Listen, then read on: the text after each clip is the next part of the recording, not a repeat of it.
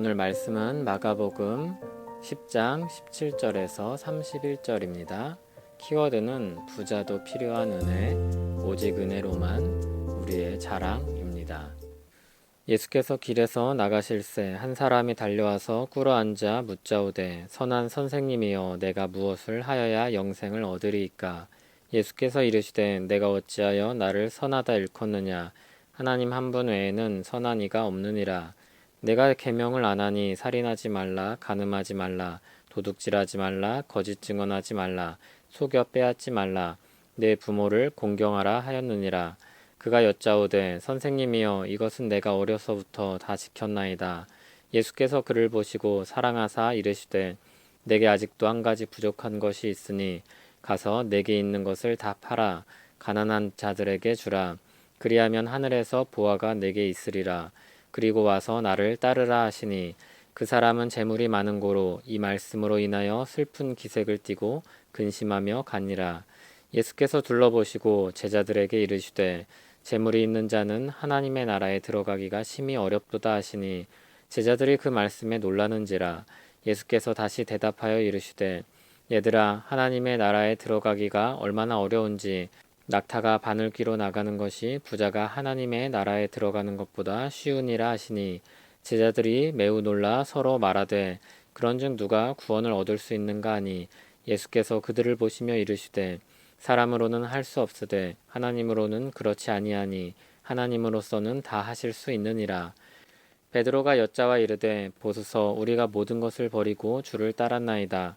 예수께서 이르시되 내가 진실로 너희에게 이르노니 나와 복음을 위하여 집이나 형제나 자매나 어머니나 아버지나 자식이나 전토를 벌인 자는 현세에 있어 집과 형제와 자매와 어머니와 자식과 전토를 100배나 받되 박해를 겸하여 받고 내세에 영생을 받지 못할 자가 없느니라. 그러나 먼저 된 자로서 나중되고 나중된 자로서 먼저 될 자가 많으니라. 아멘. 누가 하나님 나라에 들어갈 수 있을까요? 하나님 나라에 들어가는 조건은 무엇일까요? 오늘 본문은 이 주제를 다룹니다. 예수님이 길을 가실 때 한 부자 청년이 달려와서 공손하게 꿇어 앉아 예수님께 질문드립니다. 자신이 무엇을 해야 영생을 얻겠냐고 묻습니다. 참고로 영생을 얻는 것과 하나님 나라에 들어가는 것은 마가복음 맥락에서 동의어처럼 쓰이고 있습니다. 9장 43절 45절에서 영생에 들어간다고 한 표현을 47절에서는 하나님 나라에 들어가는 것으로 말합니다. 10장 17절에서 영생을 얻는 것으로 시작한 이야기가 23절과 25절을 보면 하나님 나라에 들어가는 것으로 이어집니다. 이 사람은 정말 경건하고 열심히 살았었습니다. 영생을 얻고자 많은 노력을 기울였습니다. 예수님이 말씀하신 십계명은 다 지켰다고 말할 정도였습니다. 그러나 예수님은 그에게 한 가지 부족한 것을 말씀하십니다. 이 사람은 자신이 해야 할 것을 충분히 했다고 생각했었습니다. 그런데 예수님의 말씀을 듣자 근심에 휩싸였습니다. 아마 자신이 재물에 그렇게 관심을 많이 가지고 있었는지 인지하지 못했던 것 같습니다. 아니면 애써 스스로도 그것을 외면하고 살았는지 모릅니다. 어쨌든 진리와 대면하자 자신의 삶이 초라해집니다. 예수님은 그를 사랑하셔서 말씀하셨으나 그는 말씀하신 바를 따를 수 없었습니다.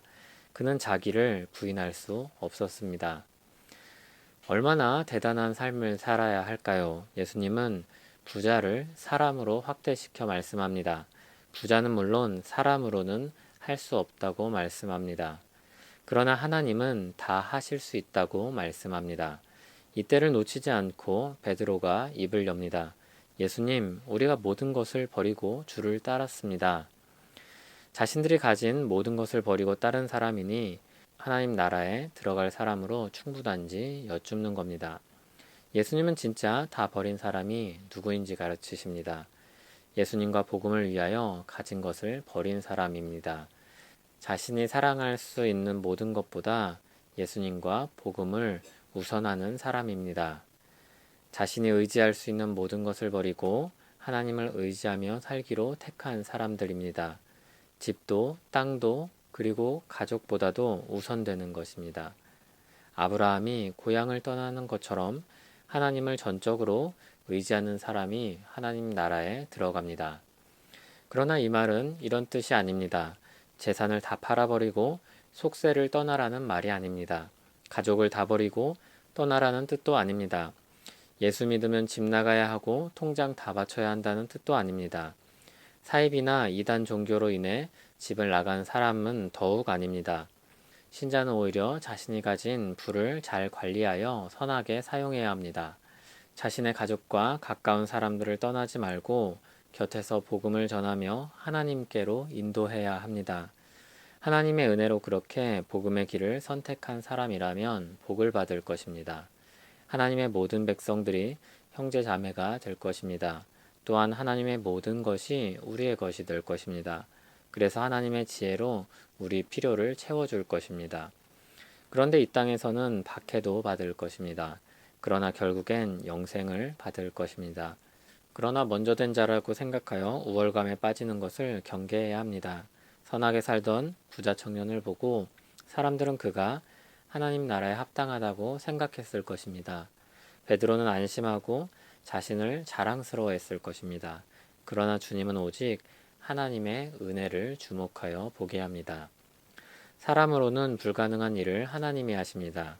누가 자기 재산보다, 자기 자신보다, 자기 가족보다 다른 것을 택하겠습니까?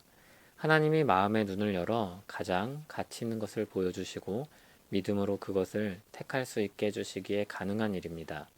예수 그리스도께서 우리를 위해 오심을 믿게 하십니다. 우리를 위한 대속물로 죽으심을 믿게 하십니다.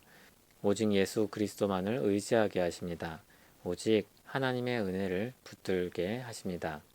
돈이든 지식이든 가족이든 가진 것이 많은 사람들은 어렵습니다. 그러나 예수님 말씀처럼 본래 사람으로는 할 수 없는 일입니다. 누가 하나님 나라에 들어갈 수 있는 조건을 갖추고 있습니까? 누가 하나님 앞에 자랑할 것이 있습니까? 우리 자랑은 우리가 은혜를 입은 자라는 사실입니다. 우리 자랑은 예수 그리스도 뿐입니다. 자랑하는 자는 주 안에서 자랑할지니라고 하셨습니다. 우리는 하나님으로부터 나서 그리스도 예수 안에 있는 사람들입니다. 하나님이 하신 일로 말미암아 은혜를 입은 자입니다. 이것을 아는 것이 복입니다. 그 안에서 평안의 은혜를 누리고 복된 하루를 살아가는 우리 되길 바랍니다. 기도하겠습니다.